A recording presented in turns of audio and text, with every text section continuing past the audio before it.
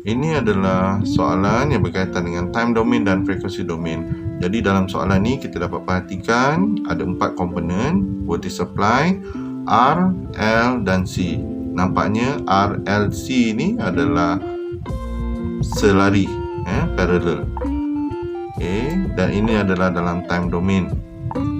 So, untuk membuat pengiraan, mudahkan kita buat pengiraan time domain circuit ni, kita perlu tukar kepada frekuensi domain circuit.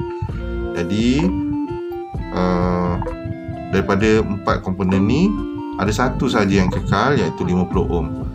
50 ohm sewaktu time domain, sama juga sewaktu frekuensi domain 50 ohm juga, So 50 50. Tetapi untuk L time domain 0.15 Henry, dalam frekuensi domain J15 pi.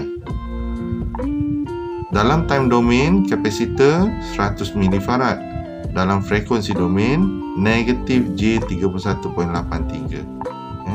So, bertukar, sama juga untuk voltage supply ni 100 volt dan frekuensi 50 Hz dalam time domain, tapi dalam frekuensi domain dia akan jadi 100 degree. So bila kita dah ubah lita kita ni dalam frekuensi domain, dan kita dah boleh buat kira-kira seperti biasa mengikut soalan. Okey, sebelum tu mungkin saya nak jelaskan kat sini untuk voltage supply. Ini frekuensi domain, VS ni, V ni huruf besar, sama dengan 100 degree. Omega, macam mana kita dapat omega? Omega sama dengan 2 pi F. 2 pi F 50 ni kita dapat daripada soalan lah. Soalan dah bagi tadi 50 Hz. 2 pi F, jadi sama dengan 100 pi. 0.15 Henry ini adalah L, sama dengan J omega L. So J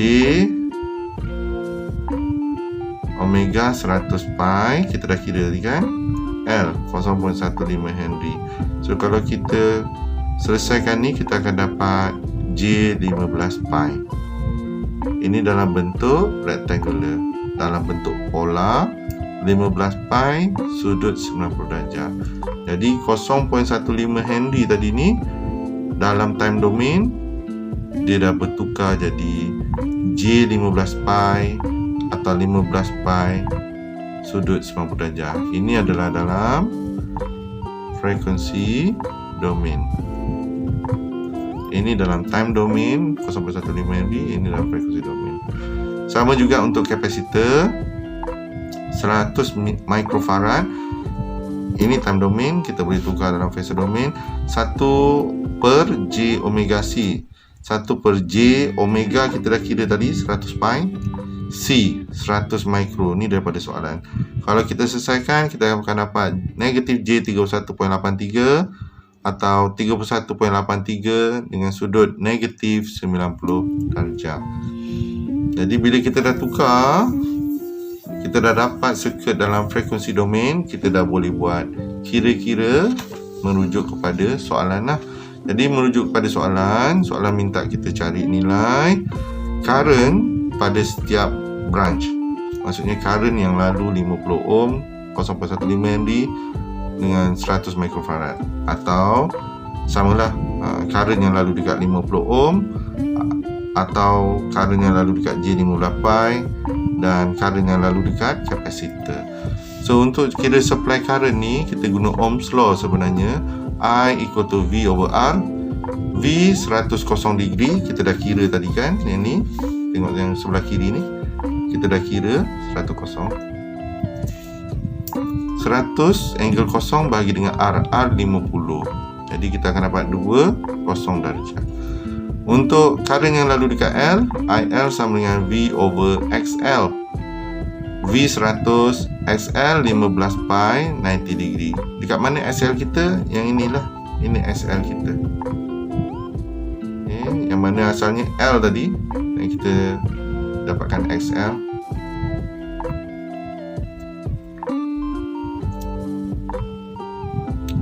Dan ni IC, V sama dengan XC.